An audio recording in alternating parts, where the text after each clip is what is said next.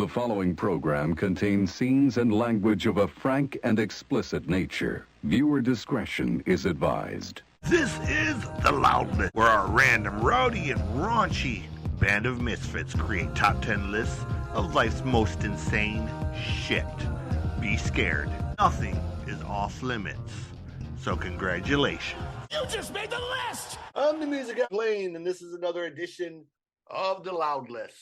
I believe this is, you know what, let's get it right. This is going to be list number 16.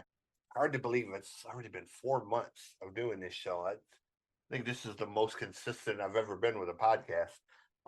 So we're back with another episode. You know what we do? Top 10 lists or 20 lists if you listened to last week, because I was by myself, so I did double duty of the top 20 acoustic songs that I love. I was going to say, I'm like, if you're by yourself, you can always grab me, but not for acoustic songs. I do not like acoustic songs. I kind of wanted to do the acoustic one by myself because I knew the list was longer. I've got a list of 10 that are really special, but I have a list of like the other 10 that are sort of standards. So I just kind of did the 20 list, and it was a shorter show. It was only like 28 minutes or so. So we just called it. But back again once is the incredible Mr. Jeremy Bryant. And you know him. He's going to tell you everywhere he is. If you don't know who he is, probably going to tell you that too. How are you? Fine, sir. I get Facebook friend requests daily, so I mean, I'm pretty sure people know where to find me. But I'll follow them in at the end of the show where they can find me anyway, in case they don't know. But I'm doing great. You made me relive a lot of memories for this list today, so I'm down to talk about this. Yeah, when I suggested it, I wanted to do it because it was kind of last minute that we planned this one. I wanted to do just something that wouldn't be like really taxing to like try to put together. You know, I didn't want to do the conspiracy theory one and like 24 hours notice. I mean, I could have, but I know you could, but I would never be able to put a good list together. So for this one, 20 minutes, 15, 20 minutes, I could do that flat and come up with that list. Yeah, that's like I said, it's not something I enjoy reading about conspiracy theories, but I don't like do it extensively enough to, you know, I know the standard ones, but I like ones that are kind of far-fetched and goofy and dumb. I'll have a few of those when we get to that episode. Yeah, that's the majority of my list is going to be, you know, the Kennedy one. Everybody knows that one. Everybody knows the 9/11 one. Everyone knows, you know, Area 51. Those are low-hanging fruit. Like I want the silly, dumb, kind of goofy ones that, you know, are sort of amusing, but sort of like, how the fuck does anybody actually believe this shit type of conspiracy theory? The music god wants the ones that are so hard to get that you might break your neck trying to grab that fruit. No, I mean, some of them are ones everybody knows. They're just the Marilyn Manson one, for example. That's not even a conspiracy theory. That's just a stupid rumor that the internet started.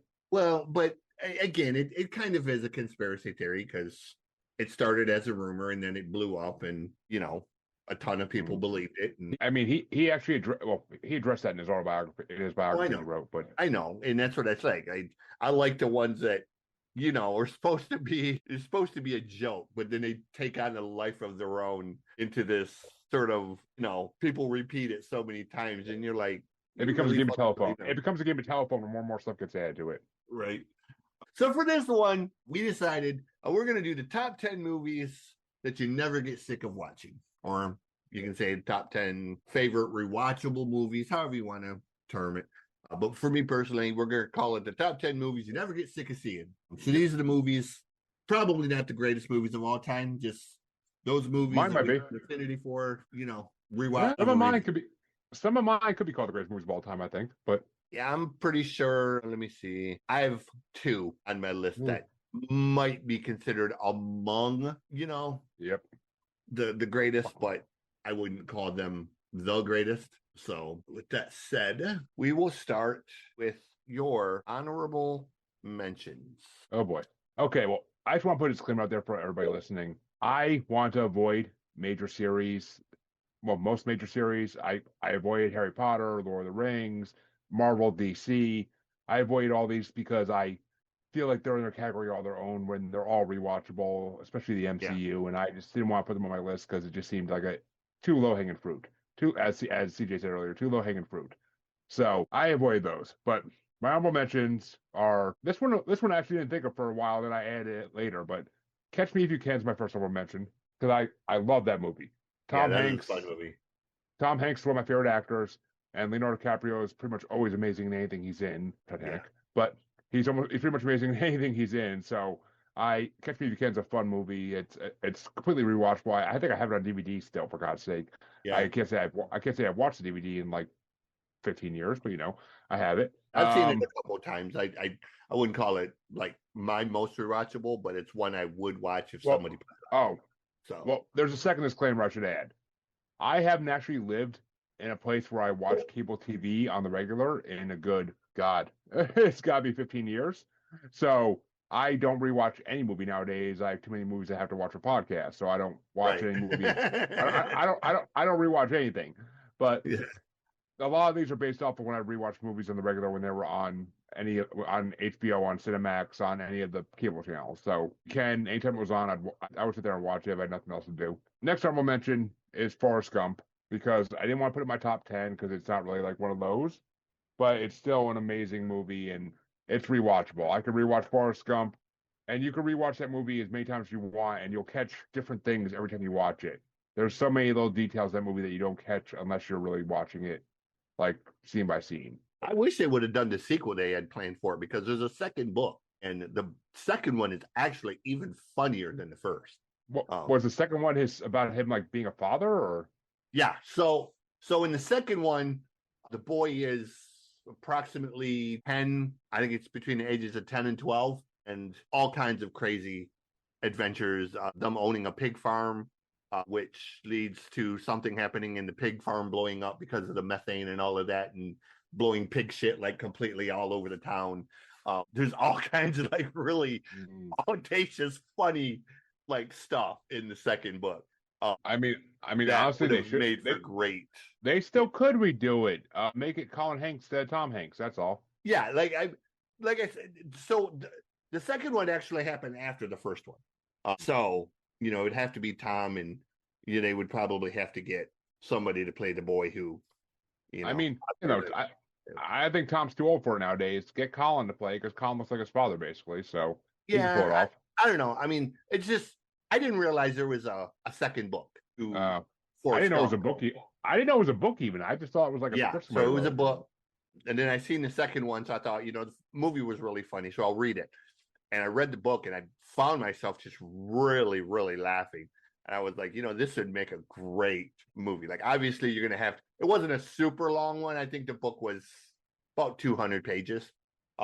So, not a novel, but, there were some situations in the second one that were a little bit more adult and whatnot, and risque. And I mean, it would have made for a really great, funny story. Some of the stories, So, well, but anyways, first, my next honorable mention, and I wanted to put this one in my top 10. I really freaking did, but it just didn't make the list. And that's The Producers, the 2005 version with Nathan Lane and Matthew Broderick. That is one of the. I'm a musical lover, so I love a good musical. And Will Ferrell. And Nathan Lane's a freaking American god. Like, he's freaking incredible. But they just did that American Modern. That was funny. Oh, I love that show. That was so well done, dude. And I love Nate. I mean, I love him on The Gilded Age too. He's a guest star on that occasionally, and I love him on that show. But the Producers is just a hilarious movie. Will Ferrell's role in it is so freaking funny. It's probably one of my favorite Will Ferrell roles ever, because it's just so him playing a freaking Nazi who wrote a play is just hilarious, and it's rewatchable. I've watched it so many times when it was first out on the premium channels and then the basic cable channels. I used to watch it so many times over and over again. It's so rewatchable. I haven't seen it in a long time, and I actually was thinking today, like, I really got to sit down and rewatch that. But it's just such sometimes a classic. People playing Nazis is really funny. For example, on the TV series Oz, when Oz was on, Evan Seinfeld played, the leader of the Aryan Brotherhood bikers, which was funny considering he has a Star of David tattoo on his stomach. That, there were scenes where he would literally be like, giving this spiel with J.K. Simmons, because Simmons played the main bad guy, and he'd be standing there, like yelling Nazi shit, and he's standing there shirtless, and there's a Star of David on his stomach, and it's like consistency. I never watched Oz. Yeah, it was just it was silly because Evan Seinfeld he's one of the singers of the band Biohazard, but he's an actor too, and he played this sort of Aryan Brotherhood biker, but is Jewish and he has a Star of David on his stomach tattooed. So it was funny to see him standing there doing this whole Nazi spiel while they're like showing his chest and stomach with a Star of David on it. It was kind of like makeup, like yeah. All right, the producers. I'm sorry, I'm gonna shut up. I'm keeping. That's okay. That's all right. Next time we'll mention, and I watched this for a podcast about a year ago, or maybe longer than that, but it's such a rewatchable movie. I had to put on my honorable mentions. It's not big enough to make my top 10, but Just Friends, probably my favorite Ryan Reynolds movie. It's even more funny to me than Deadpool movies. Like I don't think I've seen that one. Ryan Reynolds, Amy Smart, the chick from all the scary movies. I can't think of her name. From Mom. Basically, Ryan Reynolds he was a fat kid in high school, and he goes to Hollywood. Oh, okay. Yeah. He loses all his weight. He comes back home. Like he happens to come back home by accident. Anna Faris. Yeah, Anna Faris. The scary movie. Yeah. Chris Pine is in it too. It's a freaking. It was really big in 2005 when it came out. Like it had a lot of stars in it, and it's hilarious. Ryan Reynolds plays such a good role in it, and it's fucking hilarious. Anna Faris is hilarious too. Like it's just a fucking funny movie. She's funny. I'm gonna have to watch that one because I don't think I've seen it. Like I've seen it per se, but not the movie. And it gave us the famous song of "Forgiveness is more than saying sorry." Like Anna Faris plays a pop star in it, and she's working on this song the whole movie called Forgiveness, and it's hilarious. The whole movie is so funny. It's such a good movie. You'll laugh your ass off at the whole thing. I know you will. I probably will. I love Ryan Reynolds. So it's one of his best movies in my opinion. It really freaking is. I freaking love that movie. And then I only got one more honorable mention, but it's kind of a twofer because I couldn't separate the two. And it's something I watch every Christmas. Home Alone 1 and 2. Okay. Because Macaulay Culkin's classic in it, and all the side characters are freaking hilarious too. It's just such a. What the hell are their names? Oh my god, Joe Pesci and Joe Pesci and Daniel Stern are freaking hilarious in it. Like, and then the Sticky Bandits, yeah. Oh yeah, and then I watch both of them every Christmas day. I watch both of them because it's just a tradition. It's the only time of the year I watch them, but it's just such a rewatchable movie. Yeah, watching Joe Pesci and Daniel Stern get effed up beyond belief, and watching both of them scream as basically they get tortured by a kid is just so priceless. And plus Tim Curry in the second one is freaking amazing. It's just I had to put them on here. They're such amazing movies. So I like the third one too. The third one, I know it's a different thing. There's an actor in that who is huge now, but I can't think of who it is. Like there was an actor in the third one that's huge now. I forget who it is. But I can't. But anyways, it's not. The third one's not rewatchable to me. It's not rewatchable. I saw it once or twice. The third one is funny to me because of the parrot. The parrot has like some scenes that are funny, and like the ending of it where he's hiding in the igloo. He's like, "Polly, what's a cracker?" And he goes, "Houston, we have a problem." I watched the newest one too. The newest one that Disney Plus did that Buzz has like a cameo in it was decent. I can't say it's rewatchable, but it was decent. It was okay. And you just actually by you saying Parrot, I just added another honorable mention to my list because you said Parrot. I'm like, oh freak, how the hell did I forget these? And I'm gonna add Scary Movie 1 through 4. Okay. Because the Parrot in Scary Movie 2, you made me think of that. So Hollywood's a piece of your mama's sweet ass. Exactly. Everything about Scary Movie 1 through 4 is freaking incredible. After that, they kind of get stupid and silly. But Scary Movie 1 through 4. Like Anna Faris is incredible in all of them, and the one with Charlie Sheen might be my favorite one because it's just so freaking hilarious. The one that's based off of So they're making Ring. new I ones, and the I Wayans have heard. the rights back. So I think they're going to go back to being really funny because I can't wait. I can't wait to see. And with all the horror movies that came out in the last like decade, they could freaking hit on. Like, oh my god, it's gonna be yeah, it's epic. still my favorite thing. So what'd you say to him? I told him, bitch, run. I mean, the War of the Worlds one's pretty funny, and the Charlie Sheen Rings one's pretty funny too. Or yeah, is it? Oh no, Signs. The Charlie Sheen Signs one's pretty funny too. Charlie Sheen like hitting his head on a freaking like frying pan every 5 seconds was like one of the funniest scenes I've ever seen. And it was just funny to see him in one of those because he never would expect it. Like it's out of nowhere. So and Leslie Nielsen in that one too is freaking hilarious. So as the president, it's freaking perfect. So I had to add those in. And I mean, if I really wanted to go, I could add American Pie, all the American Pie movies into it too. But I don't want to keep my honorable mentions going forever. So All right, my honorable mentions very quickly. The first one is Kingsman: The Secret Service. good movie. Good First movie. one I loved. Second one was okay. The third one, Yeah, not no. Third terrible, one, no. but not. It kind of got off track. Oh, you mean the first one was? Well, actually, the third one's the origin one, right? Where it's like Yeah. the Yeah. Kingsman. Yeah. And I will say the scene with Ross Putin is freaking hilarious. But other than that, it's Yeah. kind of like a miss. I mean, it's not terrible, but it kind of goes off track a little bit, you know. But the But first two are one really was. amazing. Yeah. The first Yeah, one man. is really like just a great movie, and you know, like it was just the whole idea of it was sort of whatever. Second one I have Kingsman's 2014. Second one from 1987 I have The Princess Bride. I'm not getting into it. You know my hatred of that movie, and I'm not getting into it. Right now. From 1982, Secret of Nim is one. It's one of the few animated movies that I will watch over and over. I don't like that movie. I don't know why. I can't explain why I don't like that movie. Freaky movie. It's so the first time I seen it, I was probably 6 or 7 years old, and it kind of scared the shit out of me. Like, well, no, I would have been older. 1982, I would have been about 10. Oh, who plays the freaking little like bat in it?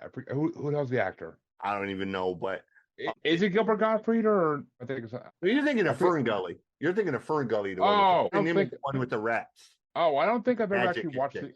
I think I may watch that once in my life, and I don't remember it. So Secret was kind of a really dark movie. You know, for a Disney movie, it was a very dark, depressing movie. Well, in the 80s, kind of scared the shit out of me. Like the fucking rat villain is really kind of. Oh, yeah, okay. Don DeLuise was the star of it. Yeah. Oh, and the main character's name is Jeremy. I should fucking watch it.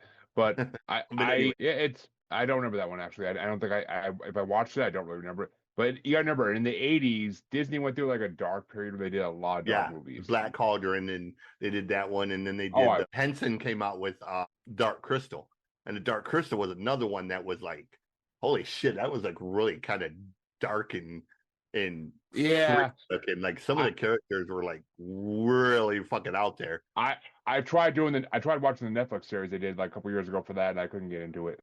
Yeah. So the next one on my list from 2005, it's an incredibly long movie, but I love it because there's so much about this movie that's just fucking incredible.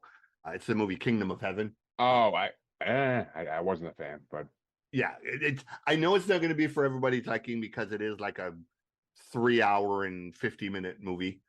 You know, and it goes through like 3 stages. So it's definitely a task to watch it, but the way it's filmed, the fighting scenes, and the scope, you know, it almost has this Lord of the Rings type of. I think I watched it once, and I was good. Yeah, and that's what I said. I know it's not going to be to everyone's liking. I love the movie. Like I love the whole Renaissance, history thing. So. Yeah, me too. Oh, me too. I mean, that's my era of history that like I really like relate to, but it's just that movie was just it was too much. I mean, a lot of big actors. I'll give it that. A lot of fucking big actors. Orlando Bloom and just so many others. Norton and next one on my list is National Lampoon's Van Wilder. I can agree with that one. It's my second favorite Ryan Reynolds movie. I laugh hysterically at it every single time. The scene with the dog and the donuts. No, not donuts. Cream pie. Yeah, that's it. I think I've had these before. Whatever you want to call them. I love that fucking movie. Yeah. I think I've had these before. It's so warm and creamy. And then the one where she puts the shit in his like smoothie and he ends up like shitting in the garbage trash can and shit, you know. It's a movie that really only Ryan Reynolds could execute, as proven by the point that the second one was a complete disaster. I don't agree with that. I think the Indian kid who played Taj, yeah, yeah. I fucking love Cal Penn. So I mean, the fact that was like his first real role, like it, and then the second movie was actually really good. Like he did a good job taking Ryan Reynolds' place in the second movie. Yeah, but it's not nowhere near as funny as no, it's not. But Ryan Reynolds, I mean, it was an amazing movie. I love both. I love both of them, but the first one was just phenomenal. You mentioned it the other day, so I didn't put it on my list, but I knew you were going to bring it up. My last two, I'm an honorable mention from 1986, which will be a recurring theme. Short Circuit is such a good movie. So these next two got knocked off my top 10 because I looked at a website of rewatchable movies, and there were two on there that I was like, oh shit, how did I forget those? So Short Circuit from 1986 and from 2000, Gone in 60 Seconds, both got bumped from my top 10. I don't like Gone in 60 Seconds, except for the one line, I could eat peach fuzz for an hour. Like other than that, like I don't like that movie. I do not like car movies. That's the thing. I do not like car movies. I get that. But anyways, that's my top 10 what was the first one out of those two you said? I just lost it. God damn it. What was the first one you said out of those two? Yeah, I wouldn't say it's rewatchable in my world, but I've seen it. I watched it again for a bracket not long ago, and it's definitely still holds up. It's still an amazing movie. So that's the one where the robots fix the restaurant and everything, right? No, that's the one where that's the one with Bergen and Fisher Stevens, where they create the military robot and the lightning. Oh, okay. I think I saw that once, and I wasn't a huge fan. What the hell am I thinking of? Oh, I'm thinking of shit. I forget what movie I'm thinking of, but it's not that one. Oh, I'm thinking of the Steven Spielberg movie where the robots fix everything in like the ghetto. I can't think. Not sure. Oh, you're talking about District 9? No, it's like a family Disney movie almost, where like this old couple runs a diner in the middle of like a ghetto, and like these alien robots end up like fixing up everything and making it like look brand new, and like this developer's trying to knock down the apartment building that their diner's in, and he can't because they go to inspect it and it's brand new again. I forget what the fuck it's called. Oh my god, it's gonna annoy me now. Yeah, I like it. You know, I'll figure it out. I'm alive. No disassemble. You know, there's so many great quotable lines in Short Circuit, and you know, Ali Sheed is always fun to look at. She was just one of them 80s actresses that has aged so well. So on to the top 10. At number 10, what do you got? I'm sorry, I was trying to figure out the hell this movie is. I'm thinking of. Oh, I'm thinking of Batteries Not Included. Oh, okay. That's the old folks home. Yeah, the one with the old folks home. No, it's a diner. It's a diner in the ghetto. Oh, okay. It's got a bunch of people from the old folks home. Yeah, it's a bunch of old people that don't want to leave their area, and like this developer's trying to build up the whole block. Like it's a poverty movie, but it's freaking right. That's what I'm thinking of. But my number 10, I had to put this on my list. I tried to only put one Robin Williams movie on my list because I could have put all Robin Williams movies on my list really. But yeah, my number 10, my number 10 is the one that I grew up with and the one I watched 1,000 times in my childhood, Mrs. Doubtfire. The movie that introduced me to Dude Looks Like a Lady. Yeah, and I mean it's just such a classic. I could replay the whole movie in my head and I still will watch it over and over again. It's such a good movie. It still holds up to this day, even with all this new politics and stuff. It still holds up to this day. It's hilarious. Yeah, that one and Patch Adams both are rewatchable. I mean, I could have said The Birdcage. I could have said a lot of Robin Williams movies. Patch Adams was right up there too, but it's just you know what? I just remembered one. But Mrs. Doubtfire it's a huge childhood memory for me, so I had to put it on the list. It's so rewatchable. It's Pierce Brosnan, freaking Sally Field, and Robin Williams all make it so good. So yeah. One more from my honorable mention list because you mentioned Joe Pesci, and it just popped into my brain. With honors. I've never seen it. Oh, Joe Pesci, Brendan Fraser. Joe Pesci plays a bum, basically, and he lives in the basement of the Harvard Library. And Brendan Fraser is a college student who he is coming home with his thesis paper, and he trips and the paper blows all over, and it blows down into the basement, and Pesci ends up with a bunch of the pages. So Pesci's character is basically blackmailing him to get like a page at a time by like making him bring him and on things. I think I've heard of it, but I've never had a chance to actually watch it. So there's a scene where he goes to class with him one time, and it's a history class, and the professor, he's kind of a dickhead, and he's making fun of Joe Pesci, and he goes, "Well, what do you know? You're a bum." He goes, "Yes, but I'm a Harvard bum." And he has such great lines in it. So he gives this whole spiel, and the professor, as Joe Pesci's character is leaving, he goes, "In Harvard, we don't end our sentences with prepositions." And he goes, "Well, great." He goes, "Which way is the door, asshole?" All right. Well, I love Brendan Fraser, so I just added it to my watch list on Letterboxd. Yeah, it's an amazing movie. I'll watch it at some point. I'll definitely watch it at some point. It's funny, but it'll still make you cry at the end. Oh yeah. So, all right, number 10, and Mrs. Doubtfire. Number 10 for me, 1988, Coming to America. Second one is funny, but the first one is just. You might get pissed at this, but I just watched it for the first time like a year ago. That's cool. I mean, it's one of the movies that it never gets old. Like, there's so much going on in it that no matter how many times you watch it, the characters are just funny. The royal penis has been cleaned, sir. Yeah. Hey, look, it's James Earl fucking Jones. I get. I'm saying it's got John Amos and James Earl Jones and Arsenio Hall, for God's sake. I love Arsenio Hall. There's, like I said, there's so much in it that is just. It's a great movie. It really is. I kind of was so pissed when Dre from Masturbators got me to watch it finally. I was so pissed I waited so long to watch it. It happens. I mean, there's movies that I just saw for the first time recently, and it's kind of like, God, it took me so long to watch that. Number 9. What do you got at number 9?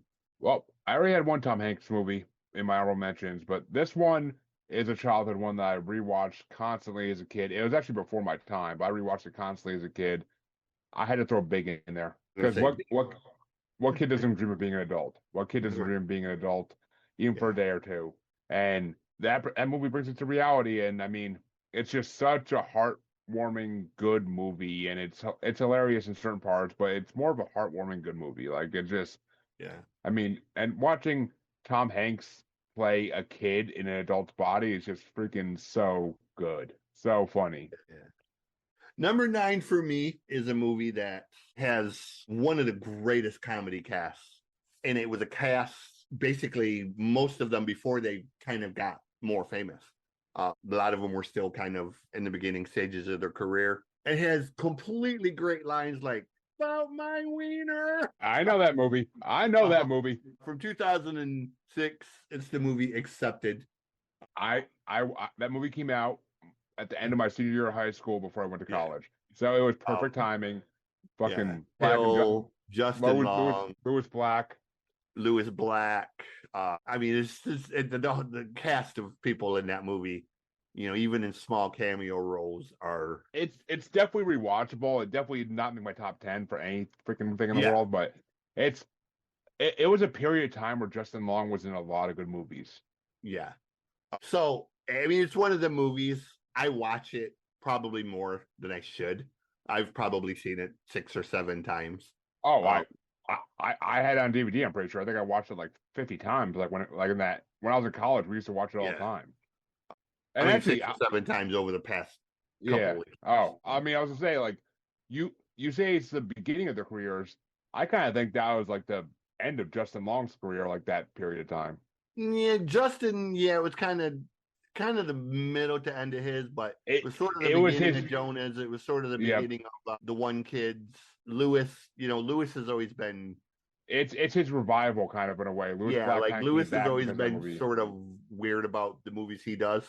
Uh, you know, It I was a don't good think you movie. could pay him to be in an award-winning film. Lewis is always going to do the goofy movies like that, So It was a great movie though. It really was a great movie, and yeah. I've seen it more times than I probably should admit to. But Number 8. What do you got at number 8? this is a movie from the '70s that kind of has caught in shit, and and people say it's not culturally sound anymore. But I really don't give a fuck. It's a movie I watched a shitload of times in high school. Revenge of the Nerds. Oh, nice. I I for- love How did I Revenge miss of the that one? Nerds. I missed that one. Yeah, I would have probably had that in my list too if I would have thought about So, it. and Didn't think you about want to it. talk about actors before they became famous. That's a lot of actors before they became famous. Yeah, I mean, Curtis Armstrong before he got like a recurring role on American Dad and everything, and Robert before Carey. yep, the one guy from wasn't the guy who played Hannibal in that too? Like the guy original Hannibal Lecter, wasn't he in that too as like a young kid? I'm not sure. I know what's his face played Olger before he was in Bloodsport. It had a bunch of people that went on to do bigger stuff. So I mean, yeah, I'm sorry, I said '70s. It's a 1984 film, but yeah, Ted McGinley. It was before he, it led got to him. huge. Yeah. It led to him being on Married with Children. Yeah, It did. And I mean, Robert Carradine, I'm pretty sure became like pretty famous too after that. Yeah. Anthony Edwards. Yeah, Anthony Edwards. Yeah.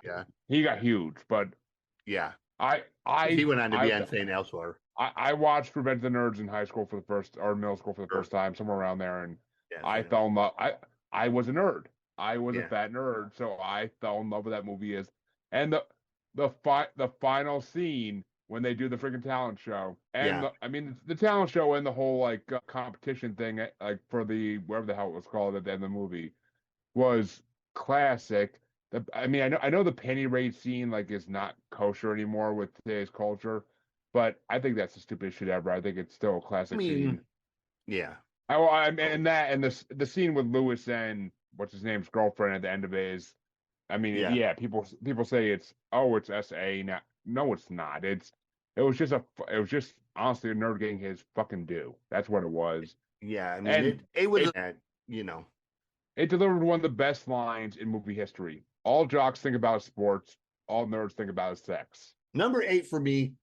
We're gonna jump genres. One of my favorite martial art films, the movie Ip Man with Donnie Yen. I love all 4 of the Ip Man movies, but the first one, man, it just showcases why Donnie is such a fucking beast of, it showcases why they put him in the second Triple X movie. It showcases why they put him in Blade 2. It showcases why he was in John Wick series, aside from everything else, he's just a beast of a fighter.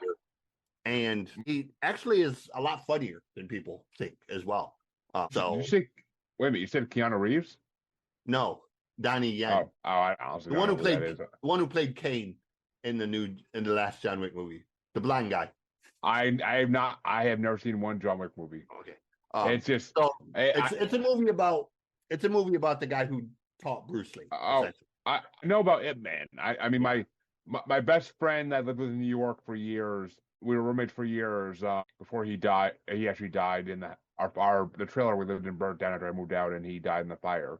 He was really sick apparently, but he loved the Ip Man series. He used to watch movies all the time, and he loved the Ip Man series. So I never. It's not my genre. It's not my cup of tea. But he always loved it, so I respected him. I respect it because of him. But in the Ip Man movies, each one they've had like really great people play villains. They had Mike Tyson play one of the villains. They had Scott Adkins play the villain in the last one, and then they had a series of like really legitimate badasses that he ends up having to overcome. So Ip Man is my number 8. Number 7. See, I grew up with this actor, so I only tried to pick one movie of his to put into my list. And it's a newer movie. Well, it's not really newer anymore even, but it's like you said, it's a kind of a who's who of his crew. My number 7 is Grown Ups. I love Grown Ups. It was, a lot of people will give me shit they're like, oh yeah, you could have picked from your childhood, you picked that one. and it wasn't even childhood. That was college. But both of them were brilliant. Both of them were really well done. The second one has a lot of great cameos. I will say that, but the first one is classic. It's so freaking classic. The scene where he pulls the string and the fucking inflatable thing comes out and sends him flying across the store. I laugh at that every time. That's the second one, I think. But yeah, I mean the first one, I mean, just these old friends getting together and like ripping on each other the whole movie. When Rob Schneider's like daughters come and like they're all like amazed at how hot the first two are, then they see a third one, they're like, oh, that makes sense. And he's like, shut up, you guys. Like, it's just, and Kevin. I love anything that has David Spade. David Spade is. I love David Spade. I mean, who's totally underrated. I grew up in his freaking prime era, so yeah. Yeah. I mean, I love David Spade. I love all five of the main actors in that movie. I mean, Chris Rock is always freaking good. Kevin James, I grew up during his era too, so he's always good. His new movie is really, really good. I haven't seen it. Weird twist in it. I mean, the whole water park scene. I mean, I love it. I mean, I honestly could have went with a lot of different Adam Sandler movies. I mean, Eight Crazy Nights, Waterboy. Not Waterboy, because I really wasn't a big fan of that movie. But Happy Gilmore, I could have went with easily. I could have went with Mr. Deeds. Like a lot of the movies I grew up with. But Grown Ups it holds a special place in my heart because it's just. And actually, the second one when they're cliff diving, that was actually filmed in Massachusetts. My former employer, it was right by his house. So I mean, I love that movie. It's so many good actors and actresses in that movie. Yeah. And I mean, yeah, it's sad about the one kid that OD'd that was in it, but it's overall an amazing movie. It's overall an amazing movie, and it's freaking. You're talking about Cameron. Who? Yeah. Cameron, the one who played his son. Yeah. He OD'd. He didn't OD. He died of an asthma attack. Oh, wow. Okay, I thought it was a drug thing. No, he died of an asthma attack. Yeah, I mean, it's such a good movie. I mean, it's just such a funny movie and a great soundtrack. That's the other thing. It's got a great soundtrack of like just easy listening music. Like it's everything about it's just freaking amazing. So, and I mean, it's you feel like it's the movie Adam Sandler was meant to do for so many years, and he finally did it. It was and when they're sitting at the dinner table with the kids talking about getting wasted, the kids are like, "What is wasted?" And he's like, "It's when you eat a lot of ice cream." And all the kids were like, "I want to get wasted. I want to get chocolate wasted." Yeah, like, it's just fucking hilarious. It was Cameron Boyce. Yeah, Cameron Boyce. Yeah, that's it. Yeah, I'm almost positive it was a. You could be right. I could be 100% wrong. Don't get me wrong. I could be so wrong on that. I mean, I'm not saying I know what the hell I'm talking about even with that, but. Oh, it was okay. Okay. Sudden unexpected death in epilepsy. He was found unresponsive at his home on July 6th, and his death was attributed to a seizure resulting from his ongoing battle with epilepsy. Oh, I mean, it's such a good. I mean, honestly, the soundtrack is what blows me away the most in that movie. Yeah, but it's just such a good movie. Like it's so well put together. I mean, Steve Buscemi, because I worked at a restaurant and my brother worked at a restaurant that in New York that Steve Buscemi used to go to all the time because he had a house in Stonebridge, New York, near this restaurant. So we used to see Crazy Eyes in this restaurant all the time, sitting at a table. Yeah. So I mean, it's just so. Adam Sandler brought his whole crew in to do a movie, and it was fucking amazing. I love how Adam takes care of his people, man. Like that's one of the. I do too. Yeah. I mean, to me, that's the classiest thing about Adam is Adam. And it's so loyal to his people. Have you seen the reel of one of the awards ceremonies this last year where like he showed up in like the fucking like least dressy attire ever? Like the Lincoln and the Lincoln honors. He shows up in basketball shorts and a tank top. And I think it was Conan called him out on it, and he's like Adam, what are you wearing? And he strips like. You just gotta call me out in front of all my friends. Like, what? I'm not allowed to be comfortable. And I mean, I love that he like. I mean, I don't know if it was planned or I don't know if that whole thing was planned or not, but I love the fact that like he before he leaves, like because everybody made fun of like Charlemagne for like the way Adam Sandler would say his name, and then like he actually goes and does it to him, Charlemagne, like, and he just walks out. Like it's just Adam Sandler is just like the most relatable actor in Hollywood. Adam has. I said this on another podcast. Adam has sort of transcended Hollywood. He has. He You know, figured like he figured out the formula and he figured out how to do it right. I mean, he's hit a point where he doesn't need Hollywood. Hollywood needs him. You know, like Adam doesn't have to have hit movies. Well, Adam is gonna do what Adam does, and people are going to actually, continue to love his movies. we might need to do a top 10 Adam Sandler movie list. I think I did one. Oh, did you? Did I? I mean, I wouldn't be surprised. I've done. Yeah, show 7. Oh, Yeah, I know why. Yeah, I did it with somebody you don't like, so we won't go into that. But I'm always happy to do another one. I'm curious. We can talk after. I'm curious who the fuck that was, but so where are we at? Right here. My number 7, another 1986, one of my favorite Rodney Dangerfield movies. It's Back to School. You know, Triple Lindy. Yeah, you know, so many lines in this movie. Here's a couple pencils in case you ever learn how to write. I watched it for a bracket for the first time like a year and a half, 2 years ago. My dad would have been disappointed in me that I never watched to that point, but I fucking finally watched it, and it was such a classic. The scene with Sam Kinison in the history class, the scene with the business professor, and he's like, you know, he's explaining, he's like, I don't know if you're aware who runs the garbage racket, but I can assure you it's not the Disney Musketeers. He's like, he gives the whole spiel. He's like, well, where are we gonna put this? And he goes, how about Neverland? You know, and he says, I mean, classic Rodney in it. Basically. Trust me, there's a movie Rodney's in coming on my list eventually. Probably the other one I waffled about. That's my number 7. Is I love Back to School, and I watch it a lot because it's. I've seen it once. I love to. If I still have cable and rewatch movies, it would be something I would gladly like leave on if it came on. But you know, it was a movie filmed during Robert Downey Jr.'s pre-drug era. Yeah. When he was, you know, really getting fucked up. So, number 6. What do you got at number 6? For my number 6, number 5, I kind of didn't pick a movie. I kind of picked a series because I had to. They're both series I grew up with, but my number 6 is the Rush Hour series because I love those movies and I couldn't pick just one. All 3 of them are amazing. Jackie Chan and Chris Tucker together are fucking one of the best comedy duos you'll ever freaking see. And all 3 of those movies filled my childhood with laughter. So they're gonna cut off our egg rolls. What do you mean they're gonna cut off our egg rolls? They're gonna cut off our egg rolls. No, I need my egg roll. Like it's just every freaking line they drop in those movies is fucking priceless. The freaking female cop who hates him is hilarious. The captain is hilarious. Like the whole ensemble for those movies is freaking hilarious. The storylines are amazing. I had to put them in there. The Rush Hour series are just classic. Yeah, I agree. Number 6.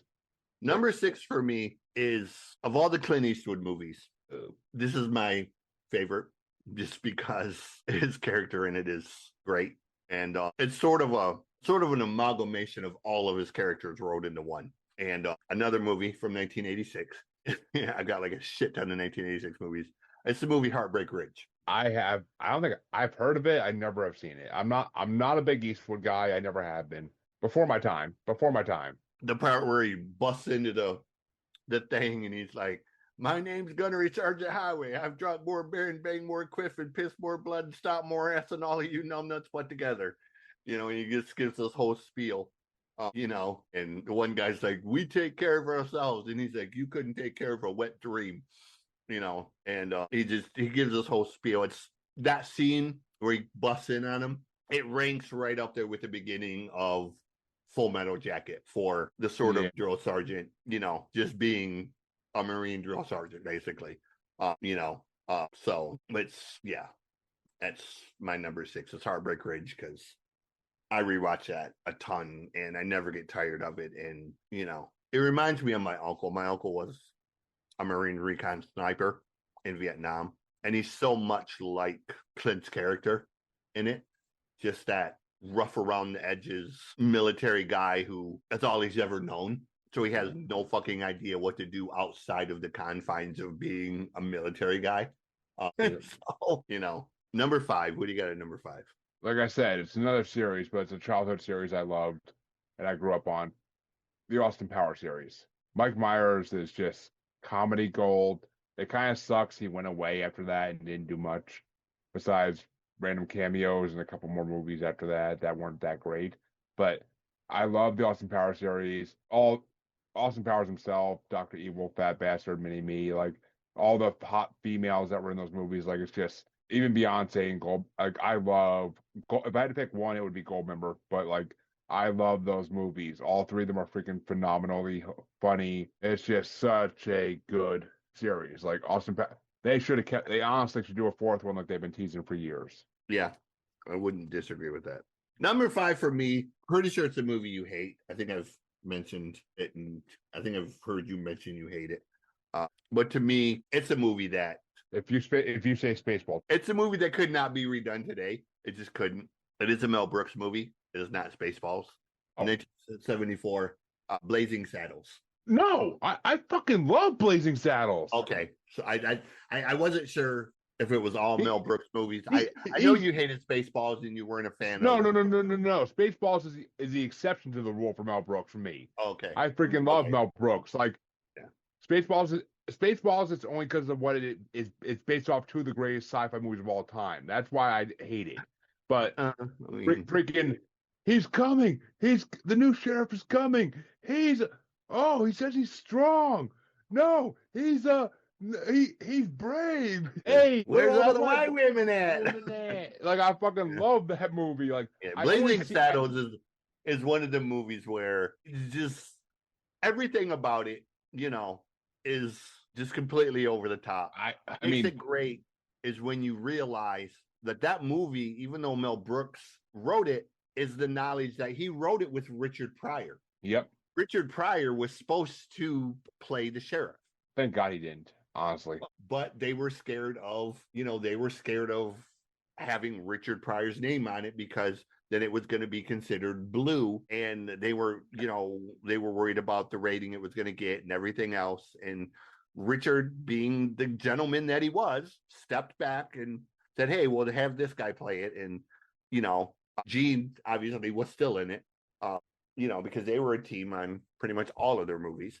And it was just one of the movies that between Madeline Kahn and Gene Wilder and just so many people, man, that it's still a fall down funny movie to me. Like, but that's again, you got to open it or you got to watch it with the mind of it's just a movie. You can't be a pussy about it. It's an amazing movie. It's a fucking phenomenal movie. I mean, even the ending where like they race up into the Hollywood set is fucking priceless. Like and I mean, fucking Gene Wilder. It's Gene Wilder in one of his greatest roles. Like it's better than Willy Wonka and the Chocolate Factory to me for Gene Wilder. So there's so many better Gene Wilder roles than Willy Wonka to me. I mean there is, but I honestly think Johnny Depp did a better job as Willy Wonka than he did. But that's me. So my number 5, Blazing Saddles. Number 4. What's funny is that almost made my list. I almost put the Charlie and Chocolate Factory from 2005 in my list because I love Johnny Depp in that role. I think he did such a I haven't seen the whole movie with Johnny Depp. I've seen like bits and pieces of it. Watch the whole. I mean, I think Marilyn Manson. It's on my list of movies to watch. I think Marilyn Manson should have got that role, but I think he would have done a phenomenal. He would have done an even creepier job than Johnny Depp did. But it was. I love that movie, but it's not on my list. My number 4. The rest of my movies are actually, you might be surprised by more of them on my list. But my number 4 is a 70s movie, 100%. Actually, my number 4 and 3 are, but my number 4 and 3 are two of my dad's favorite movies, and he turned me on to them at a young age, and I freaking fell in love with them. My number 4 is Animal House. Animal House. Louie, baby. Louie. Like I love Animal House. Like Animal it's House a perfect. I couldn't wait for college once I saw that movie. Freaking John Belushi. The original National Lampoon's movie. Yep. I mean, John Belushi, the actor who played freaking Flounder, and so many good actors. The Dean. Like I love Futurama's version of it. I love so many things about Animal House. It's just such a good movie. Like there's everything about it is perfect. Yeah, it is a great movie. Look at me. I'm a zit. Get it? Like it's just classic. So many lines that are freaking classic in that movie. I love Animal House. Like it's just when he sleeps with the freaking chief of police's wife and everything. Like it's just fucking phenomenal. I love it. It's such a classic. I couldn't leave it off my list. Yeah, no, it's a great movie. I haven't seen it a ton of times. I think I've only seen it a couple of times. But yeah. Oh I God, I used to watch it. I believe I have it on DVD still. I could be wrong about that. Actually, no, I do because my dad had it on DVD and he gave it to me. So I have it on DVD. It's just such a phenomenal movie. I probably have seen it 100 times. It's and number 3 as well, but it's just one of the best movies ever made. Like it's just so phenomenal. Number 4 for me, you mentioned Charlie Sheen earlier. It is a Charlie Sheen movie from 1986. Oh, I hope it's one I'm thinking it is. It's one of the movies that, you're never going to call it one of the greatest movies ever, but it's just one of them movies. There's just something about it that it's just a fun movie to watch. It's The Wraith. The what? The Wraith. I've never heard of it. It's the one about so the original character dies and he comes back as a wraith, and he has a car. They drag race basically, and then he uses the car to kill all the people who killed him. It's on my watch list. I never freaking heard of it. Yeah. So it's one of the movies that it has great music. It has that 80s vibe. It has that one of a kind car. It was a car that Dodge was actually going to come out with, but they discovered that the stability systems on it were not great.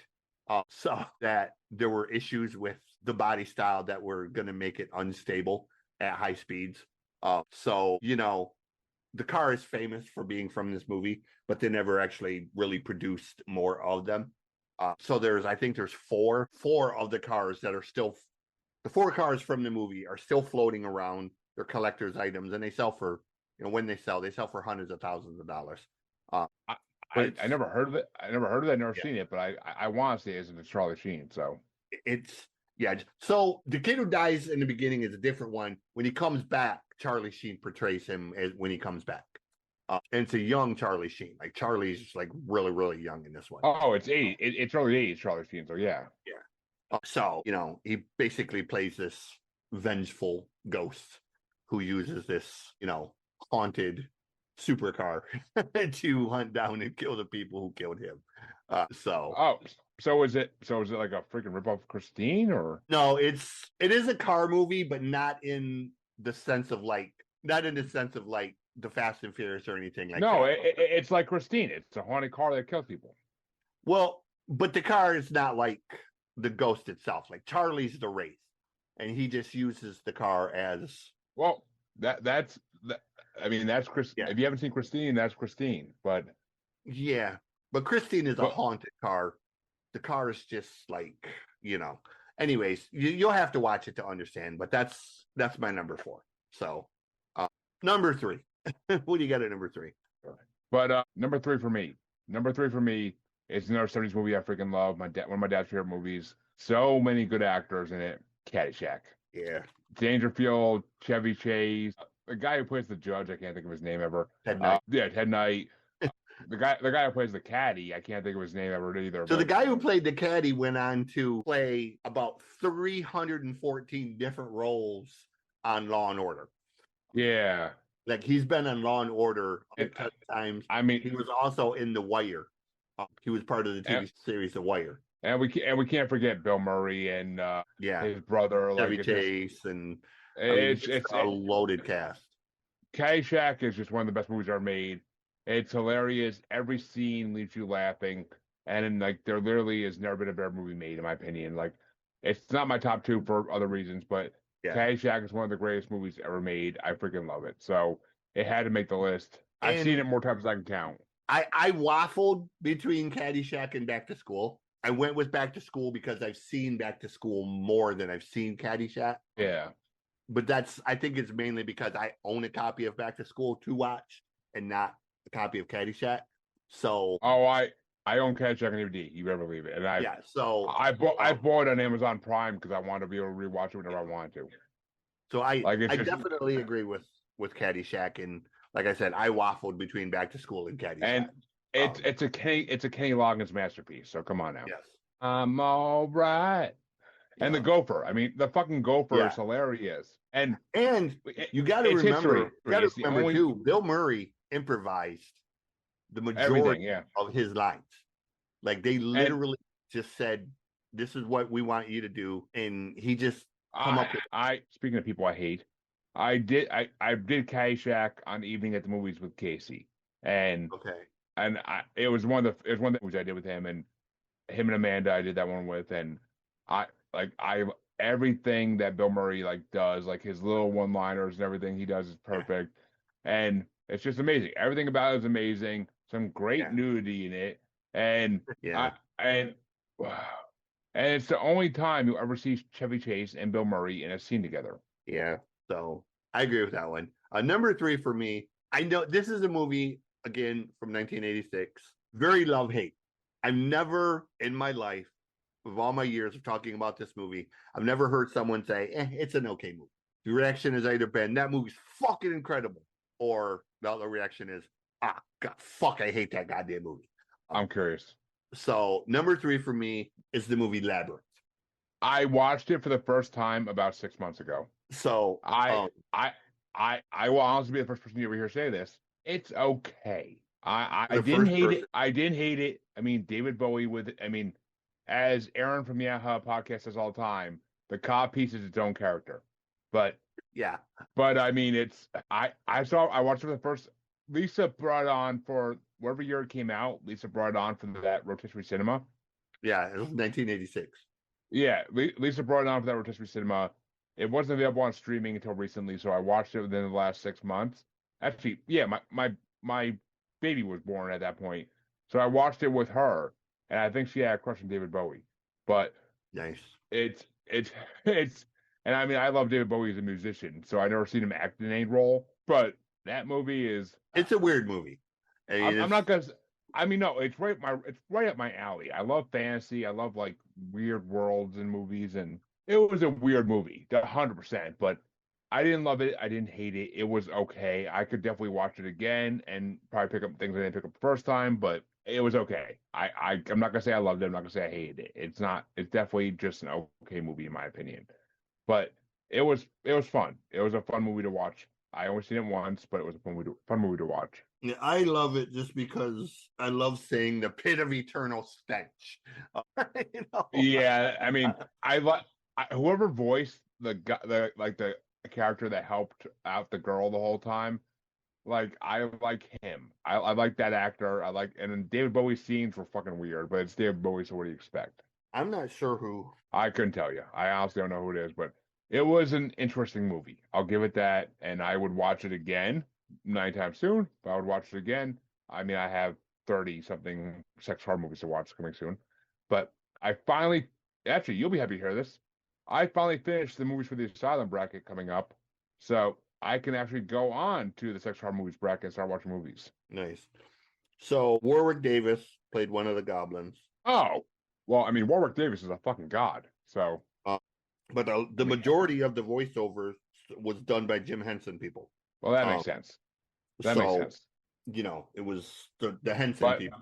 Yeah, I mean, but that's what makes it great is the Henson characters are, I mean, Warwick Davis is. I love Willow. I love Harry Potter. So Warwick Davis to me is an amazing actor. Yeah, he's a national treasure. He really is. I mean, he is. I mean, he's done so many amazing roles in movies.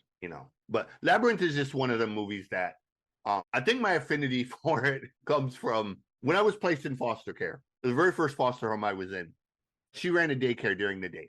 So the days when we were in school wasn't a big deal.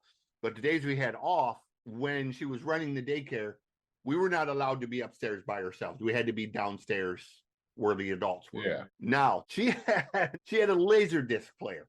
She didn't have a VCR. She had a laser disc player. She had 3 laser discs. So we watched these 3 movies over and over. One was The Last Starfighter. One was The Muppets Take Manhattan. And the third one was Labyrinth. So I watched Labyrinth, God, probably just 325 times because we were forced to be downstairs where the kids were, and you kind of just couldn't get away from it, really, because you had like small little area where they ate their lunch, and you had the kitchen area, and then you had the other big room where, everybody kind of played and all of that, and the TV was. So yeah, I didn't have a choice. So I kind of got an affinity for it from the fact that I was forced to watch it, hundreds of times, because that's what the kids watched. Yep. So, anyways, number 2. What do you got? My number 2 is, I told you I love musicals, so my number 2 is simple. Moulin Rouge. Ewan McGregor, Nicole Kidman, John Leguizamo, whoever played the Duke and whoever played the ringmaster of it all. Like, it was just it was one of my mom's favorite movies. She got me into it. I freaking love it. It's one of the greatest movies ever made. Like, it's one of the greatest musicals ever made. The songs are all mixed up with classic rock songs, so it's fucking incredible. Like, that's my number 2. Nice. Number 2 for me, 2005. My favorite Ryan Reynolds movie. Another cast that's just incredible. It's the movie Waiting. Luis Guzman, Ryan Reynolds, Justin Long, Andy. I know where you're going. Yeah, it was, it's just a laundry list of hilarious running jokes, and the ending of it, the twist at the end is the greatest. Yep. It's too bad. It's the only movie I've ever been in that I enjoyed. So that's number 2. Number 1. What do you got at number 1?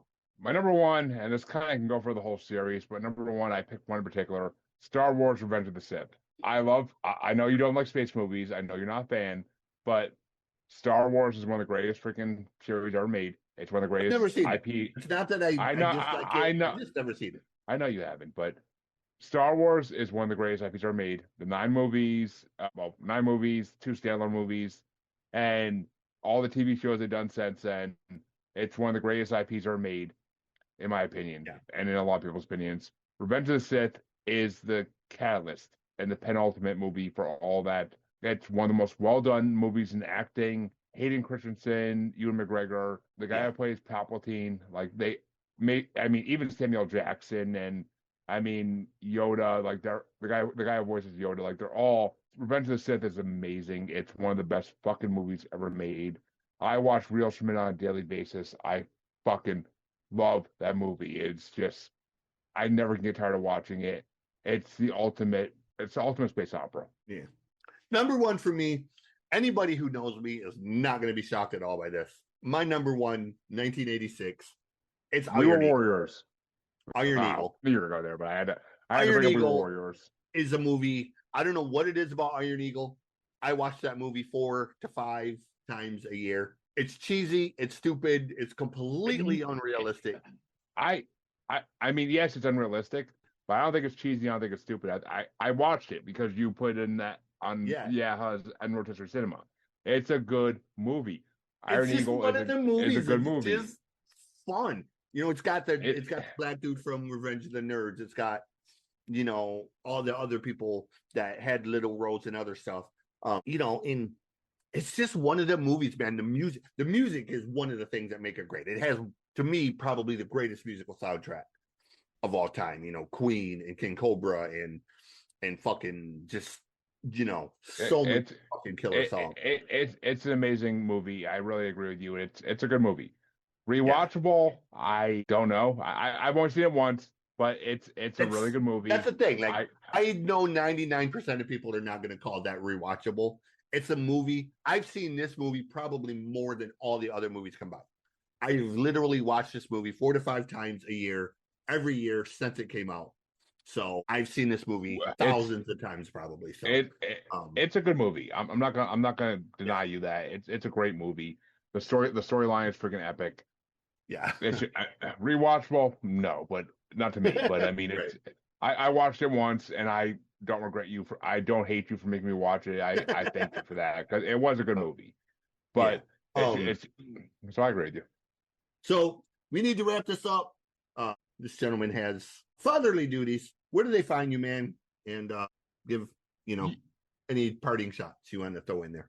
There are so many movies that could have been brought up in this. I mean, I could have brought so many more movies into this. So we could have easily done a top 30 for this. I mean, truthfully, my wife would have killed me, but yes, we would have had to do that one during the day at some point. But I know, that's what I'm saying. It's just was one of them things. It was last minute. So but you can find me on Paranormally Normal or Maniacal Music Musings or The Asylum with Harley and Joker. 3 great podcasts. I'm a founding member of the New England Podcaster Group. You can find me on Facebook as Squatchy Largefoot. You can find me on X and the Gram as that Juggalo Bastard. And you can find me on YouTube as any of the podcast names. Just look them up. But thank you, buddy. Always glad to do a podcast with you, and I'm looking forward to Monday. I'm looking forward to next week when we do conspiracy theories. yes, we will be back. We're gonna drop this episode, and then I got one with Harley tomorrow. We're gonna do the top 90s jams, those songs from the 90s that just make it crank the radio up. And then following episode, we will be doing top 10 conspiracy theories. But with all that said, as always, be well, treat each other with kindness. Remember that music heals.